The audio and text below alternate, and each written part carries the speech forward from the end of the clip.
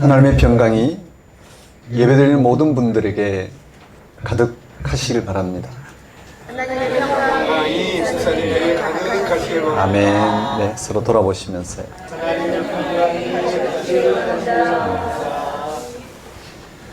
오늘은 대림절 네 번째 주일입니다. 성경은 마리아라는 여자의 몸을 통해서 세상에 태어난 예수님이 바로 메시아라고 전합니다. 메시아는 근전에는 이, 즉 구원할 분입니다.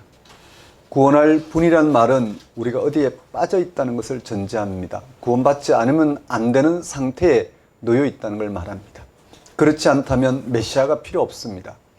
성경 기자들이 본 궁극적인 절망과 어둠은 무엇이었을까요?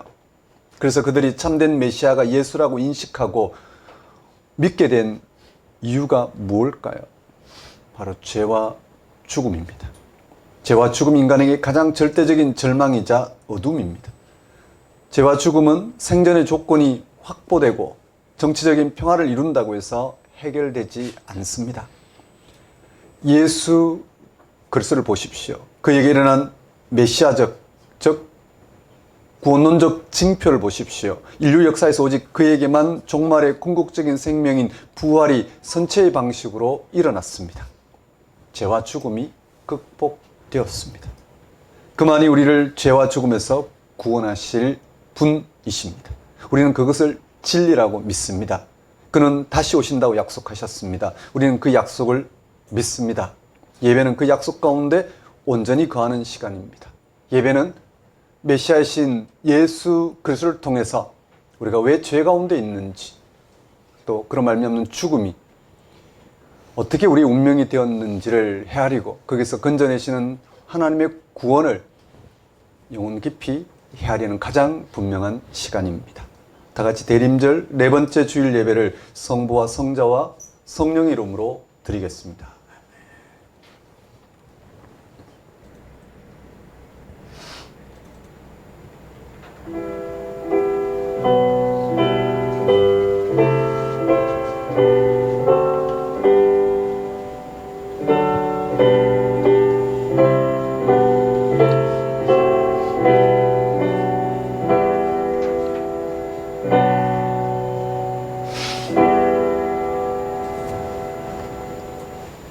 내가 여호와의 인자하심을 영원히 노래하며 주의 성실하심을 내 입으로 대대히 알게 하리이다.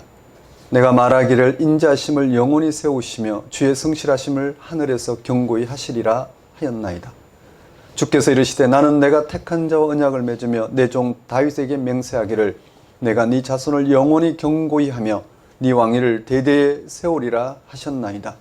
여호와여 주의 기이한 일을 하늘이 찬양할 것이요 주의 성실도 거룩한 자들의 모임 가운데에서 찬양하리이다. 무릇 구름 위에서 능히 여호와와 비교할 자 누구며 신들 중에서 여호와와 같은 자 누구리이까. 그때 주께서 환상 중에 주의 성도들에게 말씀하여 이르시기를 내가 능력 있는 용사에게는 돕는 힘을 더하며 백성 중에서 택함 받은 자를 높였을 때 내가 내 종 다윗을 찾아내어 나의 거룩한 기름을 그에게 부었도다. 내 손이 그와 함께하여 견고하게 하고 내 팔이 그를 힘있게 하리로다. 원수가 그에게서 강탈하지 못하며 악한 자가 그를 공고하게 못하리로다. 내가 그의 앞에서 그 대적을 박멸하며 그를 미워하는 자들을 치려니와 나의 성실함과 인자함이 그와 함께하리니 내 이름으로 말미암아 그의 뿔이 높아지리로다. 내가 또 그의 손을 바다 위에 놓으며 오른손을 강들 위에 놓으리니 그가 내게 부르기를 주는 나의 아버지시요 나의 하나님이시요 나의 구원의 바이시라 하리로다. 창조주 하나님, 태초에서부터 생명의 주로서 세상을 창조하시고 다스리시며 세상의 생명을 완성하시는 하나님 아버지를 이 시간 찬양합니다. 예수 그리스도를 통하여 하나님의 생명을 나타내시어 세상이 죄에서 벗어나고 죽음이 극복되는 구원을 얻게 하신 하나님의 크신 은혜를 이 시간 고백합니다. 성령의 역사로 예수 그리스도 안에서 죄와 죽음에서 벗어나게 하는 하나님의 사랑과 생명을 생생한 현실로 경험하고 소망하게 하시는 하나님 아버지를 이 시간 경배합니다. 하나님 아버지, 이 시간 오직 하나님 한 분만을 찬양하며 하나님에게만 소망을 두고자 나온 우리의 예배를 받아주소서. 대림절기에 전적으로 하나님을 신뢰하고 순종한 결과 십자가 죽음을 당하신 예수님을 결국 부활 생명으로 승리하게 하신 하나님의 은혜를 맛보게 하시고 삶이 생명의 축제인 것을 깨닫게 하소서. 이 나라 이 교회가 하나님의 다스리심을 인정하고 통치를 고백하며 하나님만을 의지하게 하소서. 예수님의 이름으로 기도드립니다. 다 같이 경배의 찬송 8장 찬양 드리겠습니다.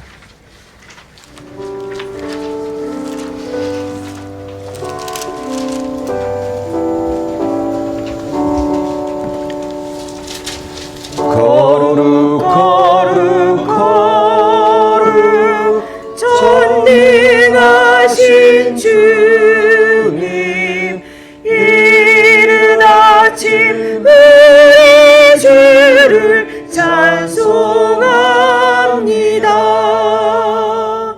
거룩 거룩 거룩 자비하신 주님, 성삼위일체 우리 주로다. 거룩 거룩 거룩 주의 보좌 앞에 모든 성도 멸관을 벗어내리네. 천군 천사 모두 주께 굴복하니 영원히 위에 계신 주로다. 거룩 거룩 거룩 주의 빛난 영광, 모든 죄인 눈 어두워 볼 수 없도다.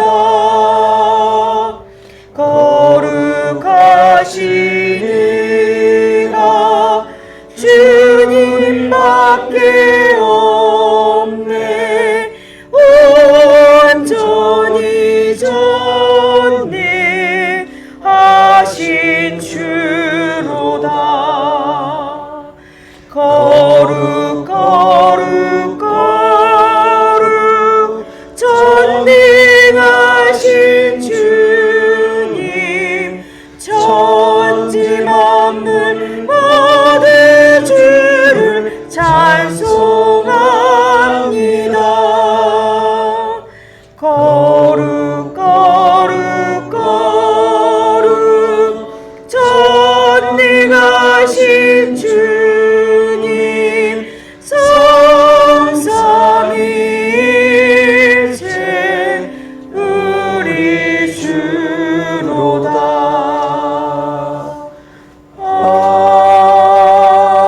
아멘. 다 같이 사도신경으로 신앙 고백하시겠습니다. 나는 전능하신 아버지 하나님 천지의 창조주를 믿습니다. 나는 그의 유일하신 아들 우리 주 예수 그리스도를 믿습니다. 그는 성령으로 잉태되어 동정녀 마리아에게서 나시고 본디오 빌라도에게 고난을 받아 십자가에 못 박혀 죽으시고 장사된 지 사흘 만에 죽은 자 가운데서 다시 살아나셨으며 하늘에 오르시어 전능하신 아버지 하나님 우편에 앉아 계시다가 거기로부터 살아있는 자와 죽은 자를 심판하러 오십니다. 나는 성령을 믿으며 거룩한 공교회와 성도의 교제와 죄를 용서받는 것과 몸의 부활과 영생을 믿습니다. 아멘. 이 시간은 참회의 시간입니다.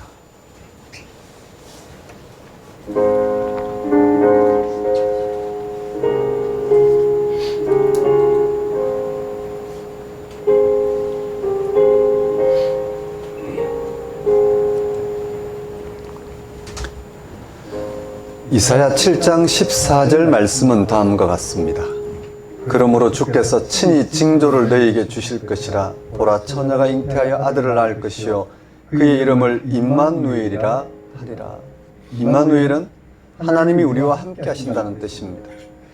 하나님이 함께 하신다는 말은 하나님만이 할 수 있는 일들이 세상에서 이 역사에서 벌어진다는 뜻입니다. 그 하나님이 이룬 지금의 세상을 하나님의 고유한 능력으로 모두가 평화를, 모두가 생명을 누리도록 전적으로 새롭게 하시는 것입니다. 그러한 사실에 근거하여 구약의 선지자들은 다음과 같이 선포했습니다. 그가 많은 민족들 사이의 일을 심판하시며 먼 곳 강한 이방 사람을 판결하시리니 무리가 그 칼을 쳐서 보습을 만들고 창을 쳐서 낫을 만들 것이며 이 나라와 저 나라가 다시는 칼을 들고 서로 치지 아니하며 다시는 전쟁을 연습하지 아니하고. 아주 강렬한 메시지입니다. 칼을 쳐서 쟁기를 만들고 창을 쳐서 낫을 만든다는 것은 더 이상 전쟁을 준비하지 않아도 된다는 뜻입니다. 그럴 필요가 없는 세상을 말합니다.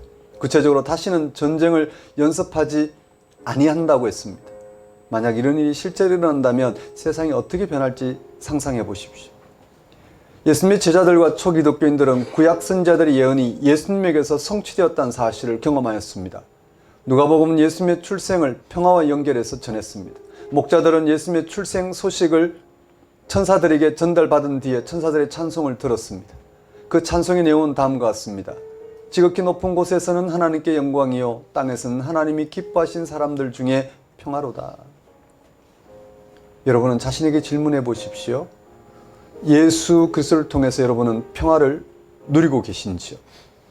예수님에게서 경험하는 하나님의 고유한 능력으로 죄와 죽음으로부터 해방되었다는 기쁨으로 살아가시는지, 그게 뭔지 눈치를 채고 계신지요? 물론 참된 평화는 종말론적인 사건입니다. 세상이 끝날 때 참된 평화가 주어질 것입니다. 우리가 죽을 때 평화와 안식이 주어지는 것 같습니다. 우리가 예수님의 재림을 기다린다는 말도 이것을 가리킵니다. 문제는 지금의 현실에서도 우리 개인들이 종말론적인 평화를 어떻게 여기서 현실로 당겨서 살아낼 수 있느냐는 것입니다. 그게 잘 되지 않으니까 억지로라도 그렇게 해버리고 노력합니다. 두 가지 방법으로 노력합니다. 하나는 심리적으로 그렇다고 생각하는 것이고 다른 하나는 경건 생활에 집착하는 것입니다. 마음 깊은 곳에서는 크고 작은 불만, 긴장, 두려움, 분노가 용암처럼 들끓지만 겉으로는 세련된 교양인이나 기독교인 행세를 할 수 있습니다. 그런데 머문 채 인생을 끝내고 싶은 분들은 없을 것입니다. 우리는 그렇게 살아갈 수 없습니다. 우리에게는 죄된 삶이 여전히 작용합니다. 욕심이 작용합니다. 이기심이 작용합니다. 그로 인한 죽음 또한 분명한 우리의 운명입니다. 누구도 죽음을 피할 길이 없습니다. 그러나 분명한 것은 예수님에게서 이 모든 것을 극복하게 하시는 하나님이 살아 역사하신다는 것입니다. 우리는 예수님에게서 하나님의 고유한 능력을 경험하게 하는 믿음으로 아직 확연한 현실로 드러나진 않았지만 우리는 하나님에 의한 죄와 죽음이 극복되는 삶을 바라보고 소망하게 되었습니다. 우리는 그 믿음을 통해서 오직 하나님에 의한 죄, 죽음이 극복되고 영원히 하나님과 하나 되는 일이 이루어지기를 기다리게 되었습니다. 이것이야말로 세상에서 평화를 누리는 길입니다. 절대적인 능력, 하지만 모두에게 생명을 부여하시는 그 하나님께 전적으로 의지함으로써 가능한 그 평화를 알아보고 우리는 누리게 되었습니다. 이것은 예수 그리스도에 계시된 하나님 안에서 이루어지는 현실입니다. 이는 그 외에 다른 곳에서는 결코 일어날 수 없다는 사실입니다. 이것은 우리를 향하신 하나님의 계시 사건에서 십자가에 달리시고 부활하신 예수님을 바라봄으로써 일어납니다. 거기에서 우리는 지금까지 죽음 이편을 살아온 나를 거절하고 죽은 자를 살리신 하나님께 나아가고자 하는 데서 평화가 실제로 가능해집니다. 모든 불화할 수밖에 없는 삶과 죽음이 갈등을 겪을 수밖에 없는 세상 살이에서도 우리는 하나님의 생명으로 살았으나 죽었으나 그 생명을 덧입는 방식으로 서로 나누는 방식으로 소망하는 방식으로 우리는 평화를 맛볼 수 있습니다. 사랑하는 성도 여러분, 한 종의 삶을 돌아보십시오. 여러분 어떤 마음으로 사셨는지요? 여러분이 여러분의 인생에 드리워진 죽음이란 운명을 마주해 보셨는지, 그래서 그 죽음에서 건질 구원 사건을 여러분은 헤아리고 그것이 예수 안에서 일어났다는 사실과 예수 안에서 하나님이 우리를 죽음에서 건진다는 사실, 하나님만이 그렇게 하실 분이고 그럴 수 있는 분만이 하나님이라는 사실을 붙들고 실험하시면서 죽음은 내내를 세상살이에 온갖 방식으로 빠져 여러분이 겪고 있는 그 고통에서 벗어나는 그런 은혜를 맛보셨는지 이 시간 다시 한번 이 땅에 오신 예수님을 통해서 하나님이 우리와 함께 하신다는 사실과 그 하나님이 우리의 삶과 죽음에서 건지시어 하나님의 생명으로 이 땅에 살아있는 동안 참된 평화를 누리게 하신다는 사실, 이 사실을 붙들고 실험할 수 있도록 회개와 간구를 드리도록 하십시다.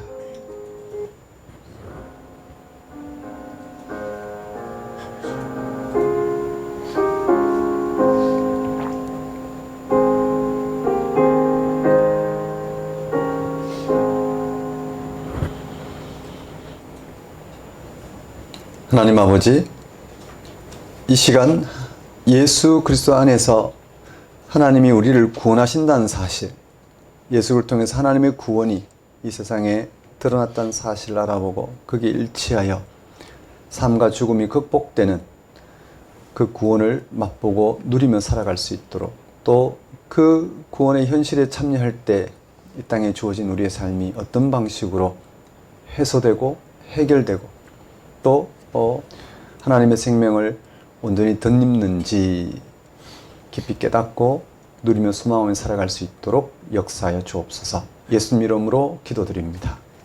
다 같이 영광송 6장 찬양 드리겠습니다.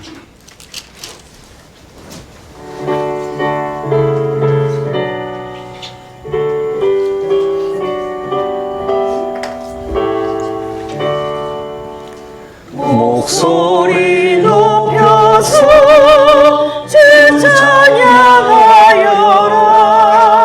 영광과 권세와 존귀와 위엄을 온누리 다스리시는 만왕의 왕께 돌려라.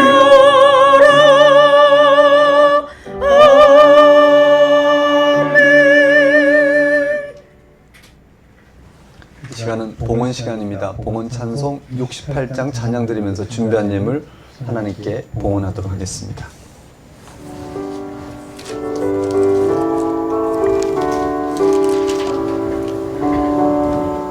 오 하나님 우리의 창조주시니 내 주님께 그 영광 드립니다. 내 주께만 엎드려 경배드리며 내 주의 이름 높이 찬양하네. 오 하나님 우리의 대주제시여 큰 풍랑이 일때도 도우셨네. 죽음에서 우리를 구하셨으니 내 주의 이름 높이 찬양하네. 주 하나님 이름을 함께 높이며 대주제께 영광을 돌리오리. 그 능력이 우리를 지켜주시니 주 하나님을 높이 찬양하네. 아멘.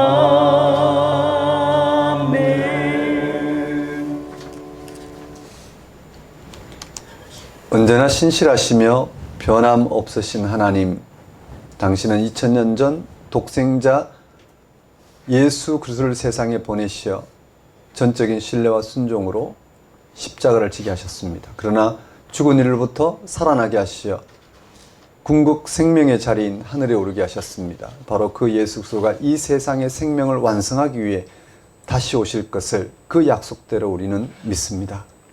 종말 생명의 영을 우리 모두의 영혼에 가득히 부으시어 신부가 신랑을 기다리는 것처럼 매 순간 깨어있는 영혼으로 세상 마지막이면서 완전히 새로운 시작인 주님 다시 오심을 진정으로 기다리는 사람들로 살아가도록 인도하시니 감사합니다. 이것 말고 우리가 무엇을 더 바라겠습니까?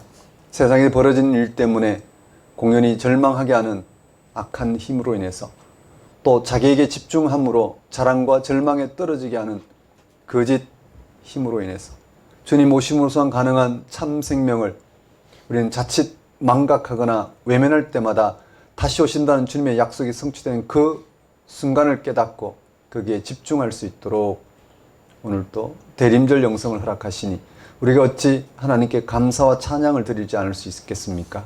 이러한 하나님의 다스림 가운데 살아가게 하신 하나님의 은혜를 이 시간 고백합니다.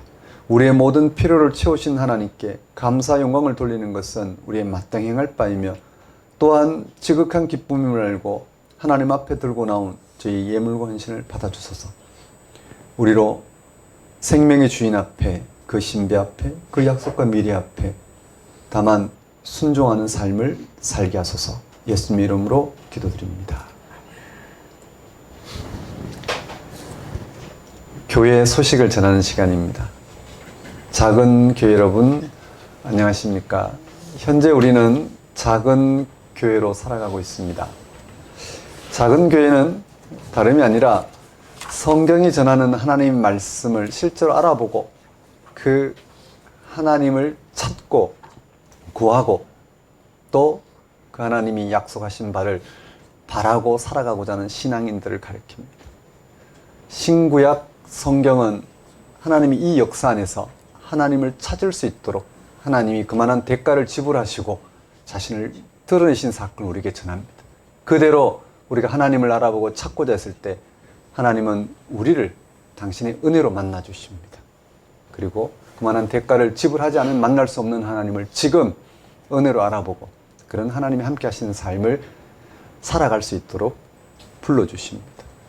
이렇게 생생히 살아계신 하나님의 역사를 알아보고 그 안에 살아가기 위해서는 성경이 전하는 하나님의 말씀이 필요합니다.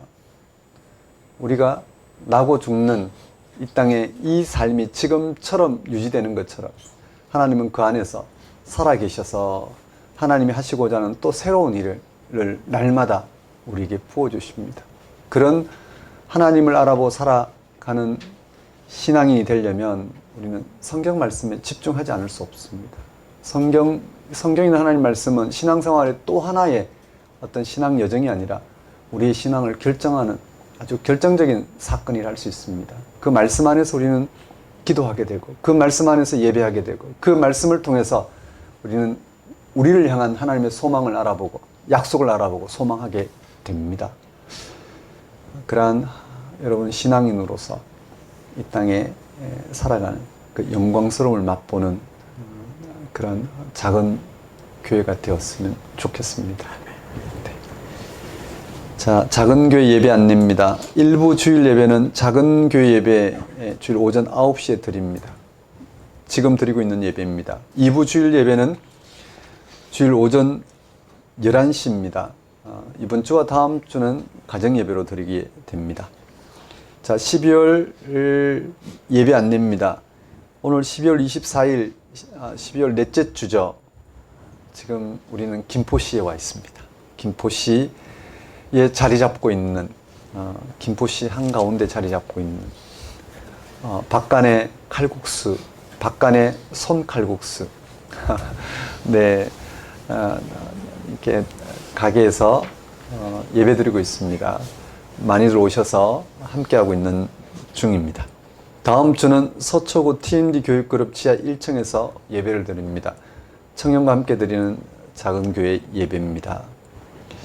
그리고 12월 25일 성탄절 예배, 또 1월 1일 신년 예배는 별도로 드리지 않습니다. 우리는 주일 예배에 집중하고 있습니다. 주일 예배에 집중함으로써 예수님이 왜 오셨는지, 또 우린 한 해를 어떻게 맞이해야 되는지 우리는 충분히 헤아릴 수 있습니다. 그렇게 예수님 오신 사건을 헤아리시면서 또 새해를 어떻게 맞이할지를 깨어있는 영성으로 준비하시면서 그렇게 가족과 함께 기쁜 날을 보내셨으면 좋겠습니다. 그리고 작은 교회 유튜브 채널이 바뀌게 됩니다. 지금 바뀌고 있는 중입니다. 채널명이 작은 교회 온전한 세상을 향하여를 유튜브 검색창에 치면 나옵니다. 그걸 클릭하셔서 구독, 알림 누르시면 예배 때 미리 알려지게 되고 그렇게 구독하게 됩니다. 당분간 다음 주까지는 기존 채널과 같이 병행해서 영상은 올려놓겠습니다. 그리고 세 번째 공지사항입니다. 2023년 작은교회 성경 공부가 지난주 어제부로 마무리가 되었습니다.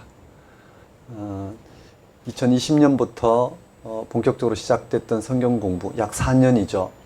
창세기 공부를 했고요. 또 이사야 공부를 했고 또 누가복음 사도행전 공부를 마무리했습니다. 그리고 마가복음 또 공부를 했고 현재 사무엘 상하도 진행 중에 있습니다. 일단 다 마무리가 되었습니다. 그리고 이번 주 다음 주 방학이고 2024년 1월 7일 주일부터 작은 교회 성경 공부가 새롭게 시작됩니다. 모든 공부가 새롭게 시작됩니다. 주일 저녁에는 바울 서신, 그리고 화요일 저녁에는 사무엘 상하, 기존에 좀 진도가 나갔지만 다시 시작합니다. 누구든 신청 가능합니다. 수요일 저녁 마태복음, 목요일 오전 바울 서신, 저녁 마태복음, 금요일 오전 바울 서신입니다. 그리고 월요일은 청년들과 성경 공부가 먼저 펼쳐집니다. 별도로 연결하도록 하겠습니다. 지금 현재 참여하고 있는 청년은 대한민국 사라 또 TM입니다. 별도로 연락드리겠습니다. 그리고 네 번째, 그 성경 공부에 이번 주 12월 30일까지 성경 공부 신청을 해 주십시오. 카톡으로 신청을 해 주십시오. 별도로 연락 드리지는 않겠습니다. 카톡으로 신청해 주셔서 제가 교재 작업을 할 수 있도록 교재 수량을 대략 맞춰야 됩니다. 꼭 신청해 주셨으면 좋겠습니다. 자, 기부금 납입 증명서 신청을 받습니다. 주보를 참고해 주십시오. 담당자 전화번호가 있습니다. 또 헌금에 대한 문의도 주보를 참고하시면 될 것 같습니다. 그럼 오늘 우리에게 주신 하나님 말씀을 보겠습니다.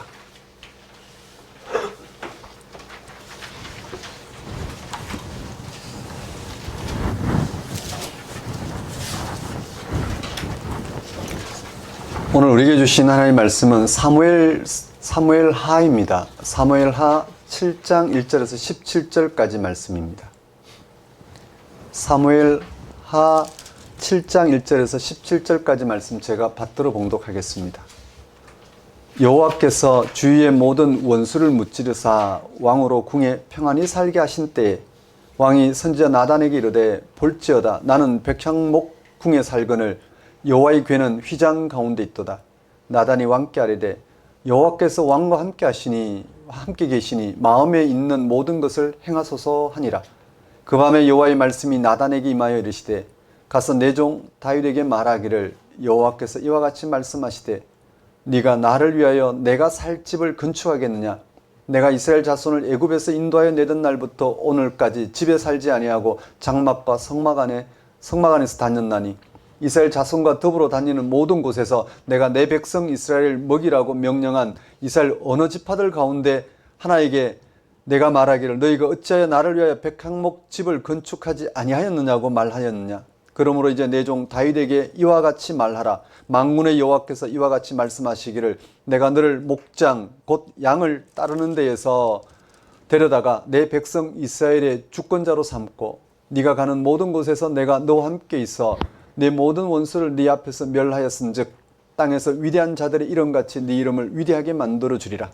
내가 또 내 백성 이스라엘을 위하여 한 곳을 정하여 그를 심고 그를 거주하게 하고 다시 옮기지 못하게 하며 악한 종류로 전과 같이 그들을 해하지 못하게 하여 전에 내가 사사에게 명령하여 내 백성 이스라엘 다스릴 때와 같지 아니하게 하고 너를 모든 원수에게서 벗어나 편히 쉬게 하리라.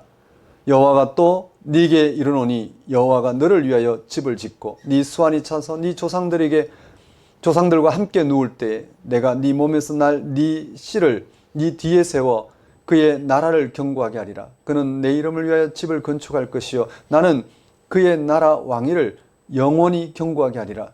나는 그에게 아버지가 되고 그는 내게 아들이 되리니 그가 만일 죄를 범하면 내가 사람의 매와 인생의 채찍으로 징계하려니와 내가 네 앞에서 물러나게 한 사울에게서 내 은총을 빼앗은 것처럼 그에게서 빼앗지는 아니하리라. 네 집과 네 나라가 내 앞에서 영원히 보존되고 네 왕위가 영원히 견고하리라 하셨다라. 나단이 이 모든 말씀들과 이 모든 계시대로 다윗에게 말하니라. 하나님 아버지, 이 시간 선포되는 말씀을 통하여 우리와 함께 하신 하나님, 세상 끝날까지 세상 함께 하시는 하나님이 우리와 이 세상을 향하여 행하실 그 놀라운 일을 오늘 또 눈을 크게 뜨고 밝히 바라볼 수 있도록 인도하여 주옵소서. 예수님 이름으로 기도드립니다.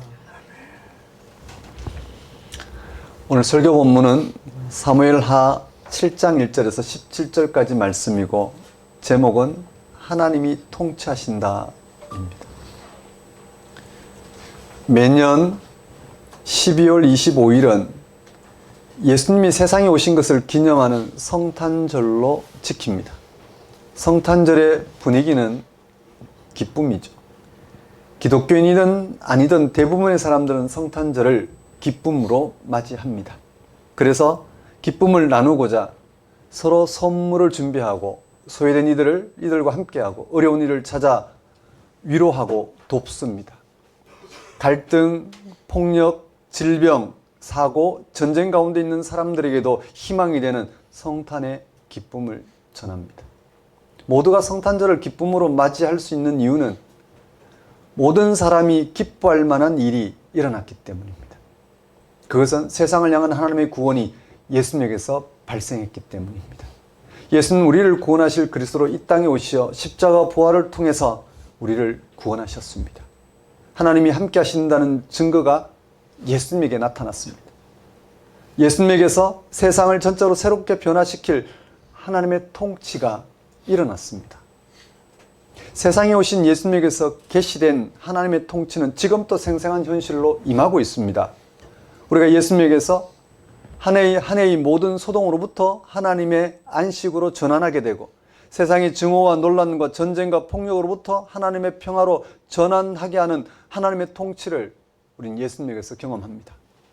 이 하나님의 안식과 평화는 마지막 때 임하게 될 구원의 미래로서 인간에게 약속된 것입니다. 아직 이 세계는 여전히 하나님의 안식과 평화와 거리가 먼 전쟁과 고통과 탐욕으로 가득합니다. 그러한 곳에서 인간성의 파괴, 인간성을 파괴하고 그러한 곳에서 인간성을 파괴하고 말살하는 비열함과 잔혹함이 기세를 떨치고 있습니다.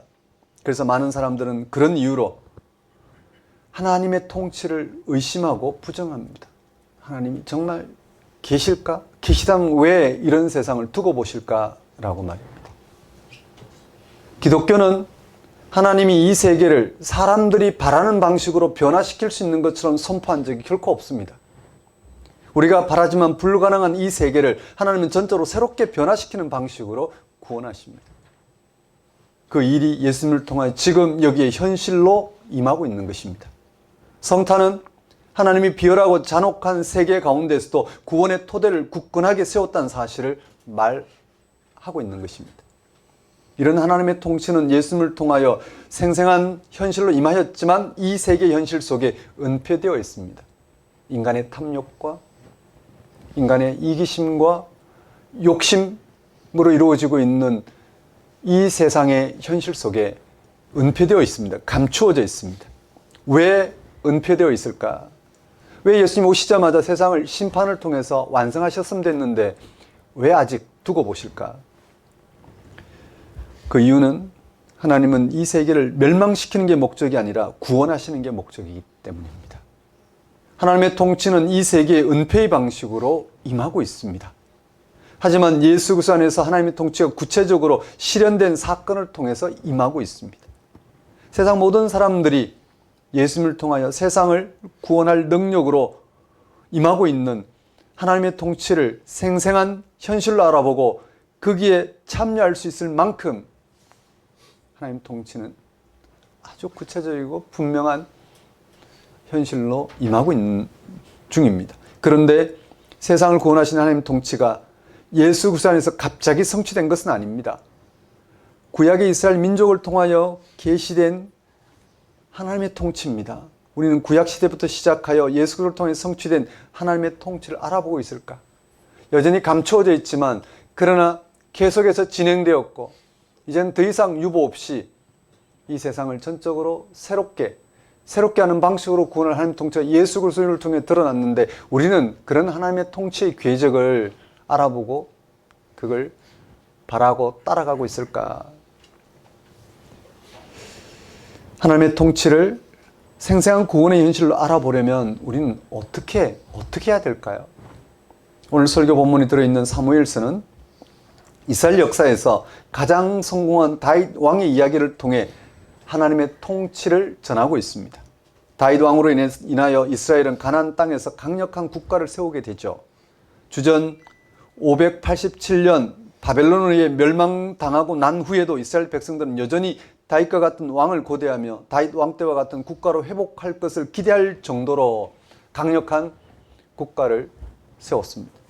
사무엘서는 이스라엘 백성들이 위대하게 여겼고 다윗과 같은 왕을 통한 부흥을 꿈꾸는 독자들에게 하나님이 다윗 왕과 함께 하셔서 그를 통하여 드러내시고자 하신 하나님의 통치를 전하고 있습니다.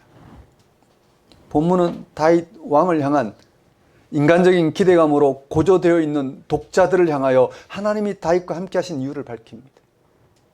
하나님이 다윗과 함께 하신 이유는 독자들이 기대하는 다윗의 위대함이나 그 어떤 다른 인간적인 능력에 의한 것이 아니라는 사실을 분명히 밝혀나갑니다.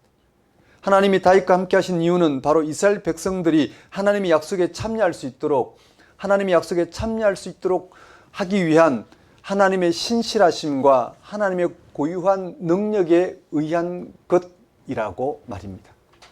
즉 하나님의 무조건적인 헌신으로 다윗과 함께 하셔서 인간 왕의 권력 투쟁과 그 가운데서 발생하는 악한 일에도 불구하고 결국 하나님의 통치를 드러내고자 하셨다는 것입니다.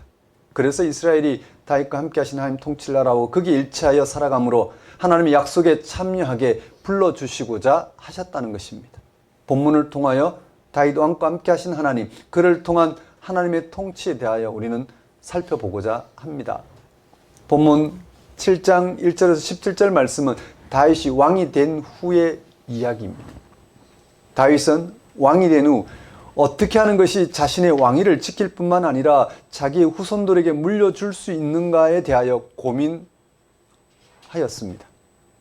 왜냐하면 다윗 왕의 통치로 이스라엘은 사사시대의 모든 혼란을 극복하고 그 어느 때보다 평안을 누릴 수 있었기 때문입니다. 1절은 이를 잘 말해주고 있습니다. 1절에 여호와께서 주위의 모든 원수를 무찌르사 왕으로 궁에 평안히 살게 하신 때에 다윗은 자신의 왕위가 굳건하게 되는 길을 모색한 결과 찾은 해답은 성전 건축이었습니다. 다윗이 예루살렘에 하나님이 거하실 성전을 건축하는 것이 하나님이 계속해서 자신의 왕위를 확고히 하고 평안을 누릴 수 있는 길이라고 생각했습니다. 그 길이 하나님의 임재를 확보하고 왕위를 유지하는 길이라고 여겼던 것 같습니다. 다윗 왕이 왜 그렇게 생각했는지는 그 당시 주변 나라 왕들의 행동에서 찾아볼 수 있습니다. 일반적으로 왕들은 자신의 권력을 합법화하려고 성전을 건축했습니다. 신전을 건축했습니다. 그런 신전을 통하여 하나님이 함께 하신다고 믿음으로 자신의 통치를 절대화하곤 했습니다. 그래서 다윗 왕도 주변의 다른 나라의 왕들처럼 하고자 나단 선지자를 불러 다음과 같이 말했습니다. 볼지어다 나는 백향목 궁에 살거늘 하나님의 교회는 휘장 가운데 있도다. 이 말을 들은 나단 선지자는 여호와께서 왕과 함께 계시니 마음에 있는 모든 것을 행하소서라고 대답했습니다. 나단이 다윗 왕에게 여호와께서 왕과 함께 계시니라는 말을 한 걸 보면 지금 다윗 왕이 하고자 하는 일들도 하나님이 다윗과 함께 하시는 일이라고 보았던 것 같습니다. 하나님께서 다윗 왕과 함께 하셨다는 사실은 사무엘서 전체에서 반복적으로 전하고 있는 중심 내용입니다. 사무엘상 8장 내용을 보면 여호와께서 사울을 떠나 다윗과 함께 계심으로, 사무엘상 18장 내용을 보면 여호와께서 다윗을 떠나 사울을 떠나 다윗과 함께 계심으로 사울이 그를 두려워한지라, 또 그 모든 일을 지혜롭게 행하니라 여호와께서 그와 함께 계시니라, 또 여호와께서 다윗과 함께 계심을 사울이 보고 알았고 만군의 하나님 여호와께서 함께 계시니 다윗이 점점 강성하여 가니라. 반복적으로 사무엘서는 하나님이 다윗과 함께 하셨다는 사실을 전하고 있습니다. 나단은 지금도 여전히 하나님이 다윗 왕과 함께 하신다는 생각에 왕의 생각대로 하시라고 대답한 것입니다. 그런데 그날 밤에 나단은 하나님부터 다른 말씀을 들었습니다. 그 내용이 오늘 본문 사무엘하 7장 5절에서 17절 말씀입니다. 지금 다윗이 계획하고 있는 성전 건축은 하나님이 함께 하시는 길이 아니라고 밝힙니다. 하나님은 다윗의 계획을 거절하고 다윗 왕과 함께 하신 이유를 밝힙니다. 그 이유는 세 부분으로 이루어져 있습니다. 먼저 5절에서 7절입니다. 하나님은 사람의 손으로 지은 백향목집을 원하지 않는다는 것입니다. 좋은 목재로 지은, 고급 목재로 지은 그런 성전을 원하지 않는다는 것입니다. 하나님이 나단에게 준 7절 말씀을 보십시오. 이스라엘 자손과 더불어 다니는 모든 곳에서 내가 내 백성 이스라엘을 먹이라고 명령한 이스라엘 어느 지파들 가운데 하나에게 내가 말하기를 너희가 어찌하여 나를 위하여 백향목집을 건축하지 아니하느냐고 말하였느냐. 하나님이 이스라엘 백성들과 함께 하셔서 그들을 애굽에서 인도하여 가나안 땅에 정착하게 하신 이유는 백향모로 지은 성전을 위해서가 아니라는 것입니다. 하나님이 출애굽 광야에서 이스라엘 백성이 거주하는 것 같은 초라한 천막으로 성막을 짓게 하시고 그 가운데 함께 하시며 지금까지 이르렀다는 것입니다. 성막은 천과 나무로 만든 이동식 장소였습니다. 그 성막의 가장 중요한 공간에 하나님의 궤가 모셔졌습니다. 그 궤는 하나님의 임재를 상징하는 네모난 상자입니다. 그것을 다른 말로 법궤 또는 언약궤라고 합니다. 그 안에 하나님과 이스라엘 백성이 맺은 언약서에 해당하는 십계명이 새겨진 돌, 언약을 맺은 대로 하나님이 이스라엘과 함께 하신다는 징표로 아론의 지팡이와 만나가 들어있었다고 합니다. 거기에는 그들은 약속의 하나님이 그들과 함께 하시는 현존을 확인하고 하나님께 나아가는, 거기에서 그들은 약속의 하나님이 그들과 함께 하신 현존을 확인하고 하나님께 나아가는 예배를 드렸습니다. 초라한 천막이지만 하나님과 언약을 맺은 그 언약서가 들어있는 언약궤를 중심으로 언약하신 대로 하나님이 그들과 함께 하신다는 사실을 붙들고 그 하나님께 나아가기 위해서 그 하나님이 보이신 그 하나님이 행하실 일을 받아들이고 그것이 이루어지기를 바라는 방식으로 그들은 그들의 신앙을 표현했습니다. 이스라엘 백성들이 가나안 땅에 정착한 후에 천막 생활을 정리하고 좋은 집을 지어 거기서 거주하였습니다. 다윗도 왕이 된 후 예루살렘 성을 세우고 궁궐을 지어 거기 살았습니다. 그때까지도 하나님의 약속을 상징하는 언약궤가 여전히 휘장, 즉 천막 안에 자리 잡고 있었습니다. 그래서 다윗은 자신을 평안히 거주하게 하신 하나님을 위해 하나님이 거하실 성전을 건축하고자 했습니다. 다윗은 그것으로 하나님께 보답할 뿐만 아니라 계속해서 자신의 왕위를 확고히 하고 평화를 누릴 수 있게 하는 길이라고 생각했던 것입니다. 그러나 하나님은 다윗의 손으로 지어주는 더 좋은 집에 거주하기 위해서 다윗과 함께한 것이 아니라고 거절했습니다. 이미 하나님은 출애굽 때부터 다윗이 왕이 된 오늘날까지 이스라엘 자손과 함께하여 왔다는 것입니다. 그렇다면 다윗 왕은 어떻게 해야 하나님이 자신과 함께 하신다는 사실을 알 수 있을까요? 두 번째, 세 번째 단락에서 하나님은 그 길을 제시합니다. 두 번째 단락 8절에서 11절 전반절에서 하나님은 지난날 다윗과 함께한 역사를 언급하면서 미래에 대한 약속을 들려줍니다. 나단 선지자는 8절 후반절에서 9절 전반절까지 하나님의 말씀을 다음과 같이 전합니다. 내가 너를 목장 곧 양을 따르는 데에서 데려다가 내 백성 이스라엘의 주권자로 삼고 네가 가는 곳에서 내가 너와 함께 있어 네 모든 원수를 네 앞에서 멸하였은즉. 하나님은 다윗이 지난날 목동에 불과했다는 사실을 분명히 짚죠. 목동이 왕이 될 수 있었던 것은 무조건적으로 하나님이 함께 하심 때문이라는 것입니다. 다윗은 처음부터 왕이 아니라 양을 치는 목동에 불과했는데 하나님께서 다윗을 하나님 백성이 주권자로 삼으신 것입니다. 그런 하나님은 다윗이 어디를 가든지 그와 함께 하셔서 다윗의 원수들을 다윗 앞에서 멸하셨습니다. 이런 성경의 표현들은 원수를 멸하는 데 강조점이 있는 것이 아니라 인간왕 다윗의 권력 투쟁 가운데서도, 인간왕 다윗의 인간적인 권력 투쟁 가운데도 불구하고 다윗과 함께 하셔서 하나님이 하실 일을 이루고자 하셨다는 사실에 놓여 있는 것입니다. 이렇게 하나님께서 다윗과 함께 하신 사실을 언급한 후에 앞으로도 하나님이 다윗과 함께 하셔서 다윗을 높일 것을 약속합니다. 온갖 결점투성인 다윗이지만 하나님이 함께 하셔서 하나님이 하실 일을 다윗을 통해서 계속해서 드러내시겠다는 말씀입니다. 9절 후반절에서 11절까지 말씀을 보십시오. 땅에서 위대한 자들이 이름같이 네 이름을 위대하게 만들어 주리라. 내가 또 내 백성 이스라엘을 위하여 한 곳을 정하여 그를 심고 그를 거주하게 하고 다시 옮기지 못하게 하며 악한 종류로 전과 같이 그들을 해하지 못하게 하여 전에 내가 사사에게 명령하여 내 백성 이스라엘을 다스리는 때와 같지 아니하게 하고 너를 모든 원수에게서 벗어나 편히 쉬게 하리라.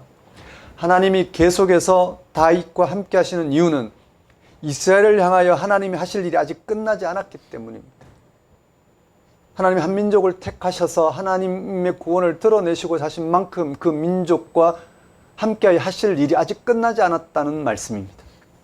그 일은 하나님이 이스라엘 백성과 약속하신 것입니다. 그 일은 하나님께서는 다윗과 함께 하셔서 이스라엘 백성들이 모든 원수에서 벗어나 평안하게 하시는 하나님의 통치를 받아들이게 하는 것입니다.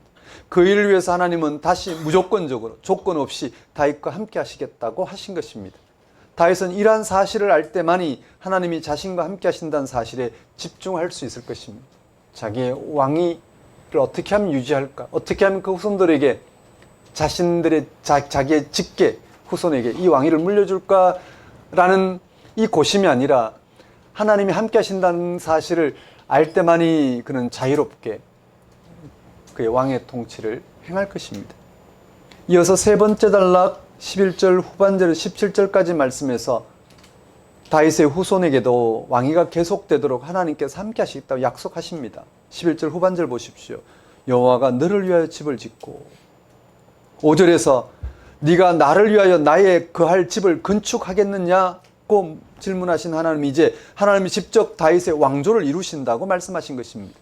이제 다윗은 더 이상 할 말이 없습니다. 자신이 하나님을 위하여 백항목 성전을 만들겠다는 부질없는 생각이 그리고 그런 생각에 숨어있는 어설픈 생각이 모두 들통난 셈입니다.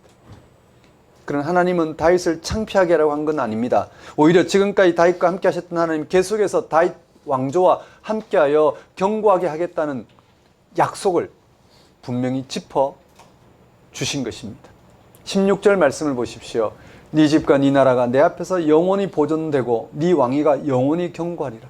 하나님이 다윗 왕조와 함께 하신다는 약속이 얼마나 놀라운 다윗 왕조의 보존과 견고함에 대한 토대인지를 확인할 수 있는 말씀입니다. 심지어 그 후손들이 매와 채찍을 불러올 죄를 범한다 하더라도 사울 왕에게처럼 하나님이 떠나는 일이 없이 무조건 함께 하시겠다는 약속입니다. 우리는 사울 왕의 불순종으로 하나님께서 사울 왕을 패하신 것을 잘 알고 있습니다. 사실상 다윗이나 그 후손들도 같은 기준으로 본다면 사울처럼 패하여야 마땅합니다. 그런데도 놀랍게도 하나님께서는 다윗의 후손에게는 사울의 왕권을 거부할 때 보이신 자유를 내려놓고 다윗과 그 후손에게 무조건적인 헌신을 약속하신 것입니다. 하나님은 사울 왕을 거치면서 하나님 무조건적인 헌신만이 하나님은 사울 왕을 거치면서 무조건적인 하나님의 헌신만이 이스라엘에게 하신 하나님의 약속을 이루는 유일한 길임을 아시고 다윗과 무조건적인 약속을 하신 것입니다. 하나님 먼저 사울 왕과 함께 하셨지만 그러나 인간 왕의 그런 속성 때문에 함께 할 수 없어 그를 폐위하고 다윗을 왕으로 세우신 결과 다윗 또한 사울 왕과 같은 인간 왕의 속성에서 벗어나지 못하였지만 그러나 하나님은 사울 왕처럼 대하지 않고 무조건적으로 하나님의 인애와 성실하심으로 다윗과 함께 하셔서 하나님이 하시고자 하는 하나님이 이스라엘 백성이 하시고자 하는 그 일을 드러내는 것이 합당하다고 생각하셨던 것입니다. 하나님은 이스라엘 민족의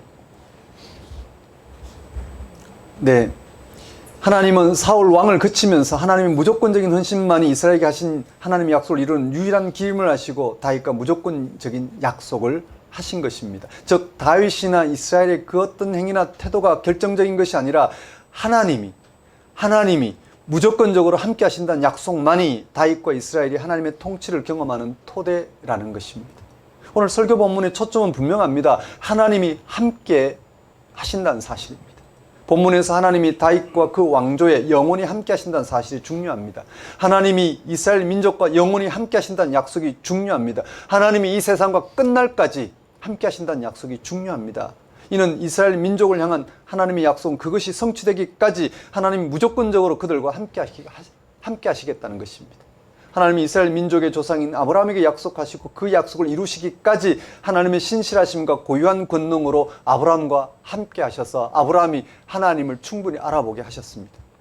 이삭과 야곱과 요셉과도 함께 하셨습니다. 애굽에서 고난당하는 시절에도 이스라엘 백성들과 함께 하셨습니다. 고난당하는 이스라엘과 함께 하신 하나님은 그들을 애굽에서 건져내셨습니다. 그리고 40년 광야 시절에도 함께 하셨습니다. 하나님이 함께 하신다는 사실에 그들은 놀라워했고 거기에 자신들의 운명을 걸 수 있었습니다. 본문에서도 하나님의 약속이 성취되기까지 이스라엘과 영원히 함께 하신다는 사실을 다윗 왕을 통하여 들려주십니다. 그래서 이스라엘 백성은 그 사실에 전적으로 운명을 걸도록 하고 있습니다. 그 결과 나단을 통한 하나님 말씀대로 다윗 왕조를 통한 하나님의 약속은 이스라엘 안에서 한 번도 흔들리지 않았습니다. 솔로몬 사후에 남북으로 분열되었지만 그래도 하나님이 영원히 함께 하신다는 권위가 사라진 건 아닙니다. 심지어 다윗 왕조가 바벨론에 의해 멸망했고 로마에 의해 초토화됐습니다. 그런데도 이스라엘 민족은 여전히 다윗 왕조를 통하여 하나님이 함께 하신다는 약속을 영원하다는 하나님이 함께 하신다는 약속이 영원한 사실을 그들은 계속해서 믿을 수 있었습니다. 이는 그들이 실제로 다윗 왕과 함께 하시는 하나님 경험 때문입니다. 약속하신 하나님이 그들의 민족과 함께 함으로써 왜 그들과 영원히 함께 하시겠다고 말씀하신지 알아봤기 때문입니다. 그들은 다윗 왕을 통하여 거룩하신 하나님을 경험한 것입니다. 미래가 없이 고통받는 현실이 극복되고 새롭게 되는 살아계신 하나님을 경험하였습니다. 그들은 그들의 삶을 전혀 새로운 차원에서 경험했습니다. 창조주 하나님이 세상을 다스린다는 경험입니다. 다른 말로 하나님이 우리의 생존을 책임지시고 모든 생존의 위기로부터 건져내신다는 뜻입니다. 그런 경험은 지금까지 민족들이, 국가들이, 인류가 모색해온 생존의 차원과는 질적으로 다른 것이었습니다. 바로 죽음과 파멸과 같은 생명의 위협을 더 이상 받지 않아도 되는 창조주 하나님의 생명 경험이었습니다. 오늘 우리는 하나님이 함께 하신다는 사실을 어디서 찾아볼 수 있을까요? 아마 어떤 사람들은 망해가던 사업이 기적적으로 회복되었거나 불치병이 치료되었거나 자녀들이 잘된 일들을 그런 증거로 생각할 것입니다. 마치 사무엘서 독자 시대에 하나님이 함께 하신다는 증거로 다윗과 같은 위대한 왕을 고대하며 다윗 왕 때와 같은 국가로 회복하는 것으로 생각하고 있었던 일부 이스라엘 백성들처럼 말입니다. 그렇게 생각하는 사람들은 그런 눈에 보이는 가시적인 일들이 있어야만 하나님이 함께 하신다고 생각합니다.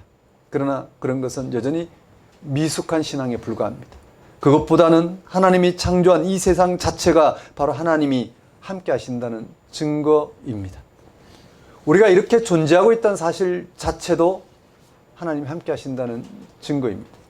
궁극적으로 예수 그리스도 사건이 하나님이 함께 하신다는, 영원히 함께 하신다는 결정적인 증거입니다.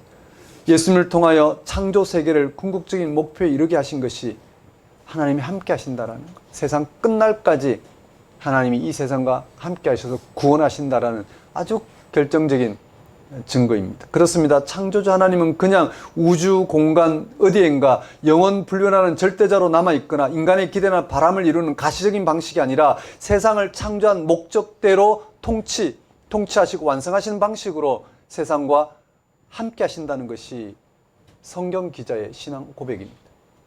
그래서 사무엘서는 반복적으로 하나님이 다윗과 함께 하셨다고 언급합니다. 하나님은 자신의 약속대로 그 목적을 이루기 위해 다윗과 함께 하셨고 다윗을 통하여 그 목적을 향한 하나님 통치를 드러내셨습니다. 그렇습니다. 많은 사람들이 하나님이 존재한다고 생각하긴 하지만 우리의 삶과 인류의 역사에 개입한다는 사실을 별로 실감하지 못합니다. 오늘날 현대인들은 얼마든지 자기의 힘으로 자기의 생존을 책임지며 살아갑니다. 그것만이 아니라 이 세상은 하나님이 개입한다고 보기에 도저히 받아들이기 힘든 사건들로 넘쳐납니다.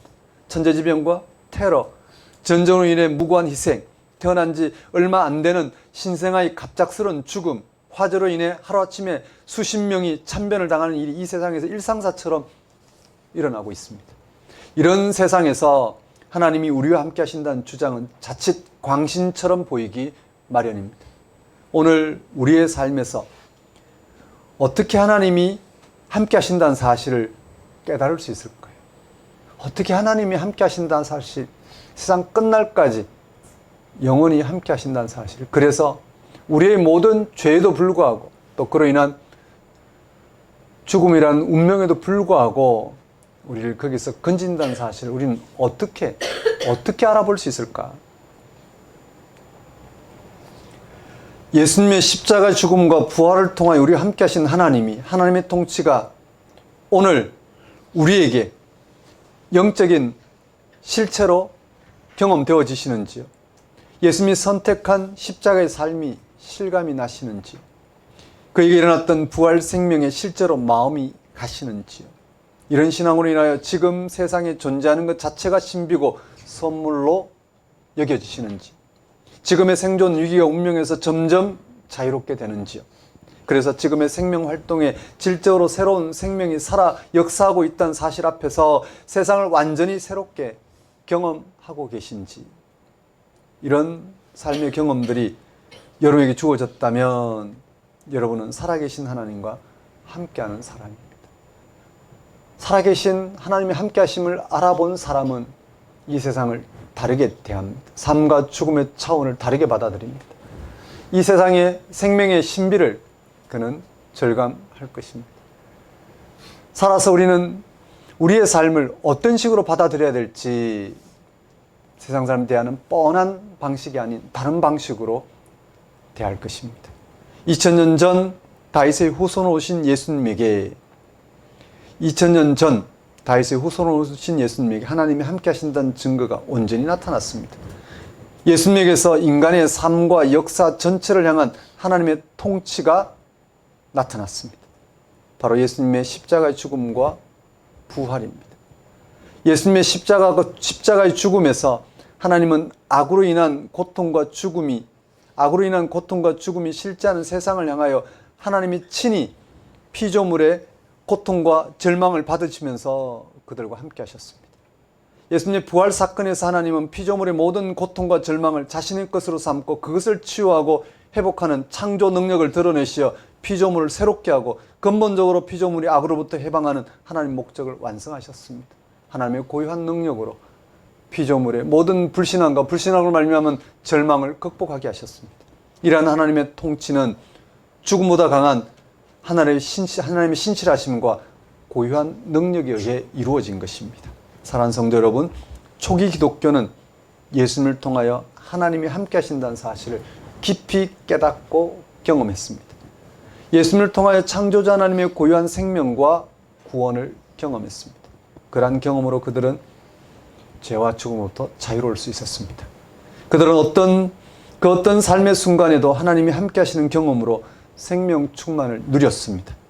오늘 우리도 예수님을 통하여 하나님이 함께 하신다는 사실을 경험합니다. 우리는 예수님에게서 악으로 인하여 고통당하고 절망하는 사람들과 함께 하신 하나님을 경험합니다. 모든 피조물과 함께 하셔서 피조물의 고통과 죽음에서 건져내시는 하나님의 그 고유한 능력을 경험합니다. 여러분, 이스라엘 역사에서 드러났으며 예수 그리스도에게서 최고로 계시된 그 하나님의 통치에 집중하십시오. 그러면 모든 피조물이 겪고 있는 고통과 그것으로 인한 절망과 증오를 극복하게 한 능력을 경험할 것입니다. 그뿐 아니라 그런 것을 겪게 하는 악에 저항하며 그것이 근본적으로 극복되는 새로운 생명을 희망하며 그러한 세계에 직면한 삶의 능력을 제시하고 누릴 것입니다. 예수님은 2000년 세상에 오셨습니다. 하나님이 세상 끝날까지 함께 하시겠다는 증거로 예수님 오셨습니다. 그 예수님 안에서 이 세상의 신비가 밝혀졌습니다. 창조주 하나님이 살아계심과 그 하나님이 이 세상과 함께 하신다는 사실과 그리고 함께 함으로써 세상을 전적으로 새롭게 한다는 사실이 밝혀졌습니다. 우린 예수 안에서 잠정적이고 유한한 삶을 살지만 그러나 이미 하나님에서 극복된 온전한 세상, 영원한 세상을 바라며 그 안에서 모두가 구원, 생명을 얻는, 즉 의롭게 되는 삶을 알아보고 그걸 드러내며 제시하며 살아갈 수 있게 되었습니다. 내일 성탄절에 예수님이 오셨다는 사실은 살아계신 하나님이 세상 끝날까지 함께 하신다는 바로 그 사실을 하나님이 드러내셨다는 사실, 우리가 그것을 알아보고 받아들이게 되었다는 사실, 그리고 예수님이 다시 오심으로써 세상은 그때 완성된다는 사실 앞에서 여러분의 이 땅의 삶을 새롭게 헤아리며 그 신비 가운데 살아가는 한 주가 되었으면 좋겠습니다. 기도하겠습니다. 하나님 아버지, 지금 같은 세상 속에서도 예수 안에서 살아계신 하나님을 알아보게 하심으로 하나님의 구원, 생명을 얻게 하신 이 놀라운 은혜를 깊이 붙들고 헤아리며 살아갈 수 있도록 역사해 주옵소서. 지금 같은 세상 안에서도 하나님의 구원, 생명이 모든 이들에게 참된 희망이 됨을 먼저 깨닫고 드러내며 살아갈 수 있도록 인도하여 주옵소서. 그래서 예수 그리스도를 믿는 우리가 저 예수 안에서 이루어진 하나님의 구원, 생명을 노래하며 이 세상 사람들에게도 예수 안에서 이루어진 하나님의 구원, 생명을 마음껏 밝히며 드러내며 그들 또한 그들이 처한 운명에서 건진받는 이 은혜를 누리며 살아갈 수 있도록 주님, 저희들이 가장 분명한 방식으로 하나님을 신앙하며 살아갈 수 있도록 역사해 주옵소서. 예수님 이름으로 기도드립니다. 다 같이 일어나셔서 결단의 찬송 138장 찬양 드리겠습니다.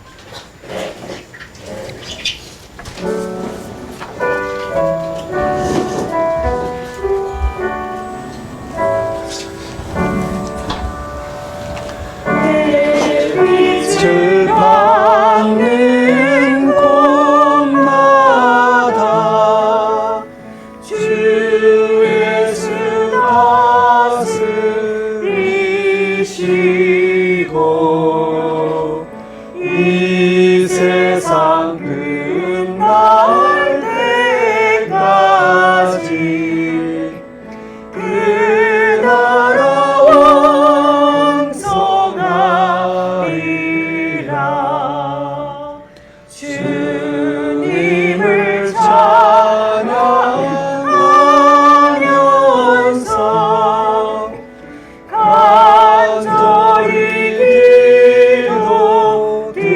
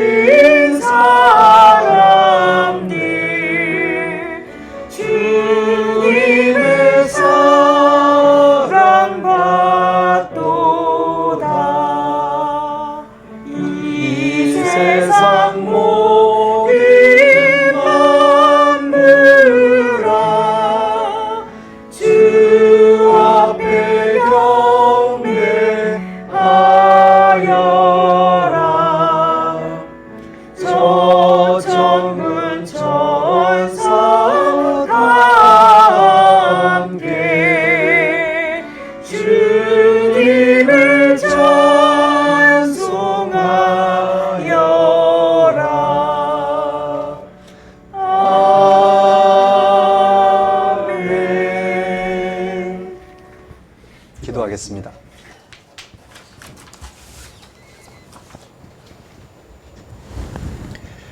이제는 우리 주 예수 그리스도의 은혜와 하나님의 무한하신 사랑과 성령님의 교통하심이 예수 그리스도에게 성취된 하나님의 통치에 전적으로 집중함으로 모든 피조물이 겪고 있는 고통과 그것으로 인한 절망과 증오를 극복하고 죽음이 극복되는 영원한 생명의 삶을 오직 희망하며 살고자 결단한 모든 성도와 세상 모든 사람과 만물 위에 영원히 함께 하시기를 축원합니다.